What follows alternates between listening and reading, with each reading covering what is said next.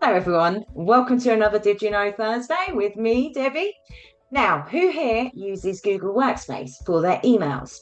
If you do, did you know that you can have an alias email address, meaning you can keep emails separate so you can have your main address, for instance, admin@stebbington.com. I've created some email addresses that are debbie@stebbington.com and steph@stebbington.com. And then I've added in some forwarding rules to move it into different folders. And I'm going to show you how.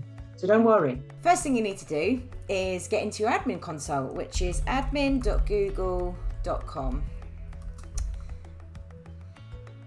Okay, once it's loaded, then you need to go to the menu here and click on Directory and then Users.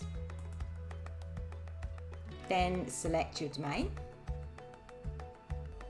And then click Add Alternative Emails. And then this little box pops up here, and then you just select what you would like it to be called. So, for instance, if you wanted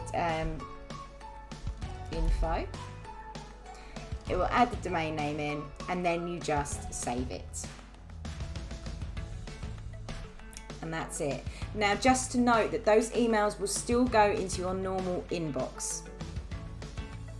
But that's simple. By using an extra alias email address, it can make your life so much easier. So for instance, Steph and I both have a folder in our inbox, one called Steph, one called Debbie. So they're debbie@stebbington.com. All the emails get forwarded straight to that folder. And if you'd like to know how to do that, we actually have a little video about setting up forwarding on your Google emails, and that is right here. Have a great weekend, and we'll see you next week.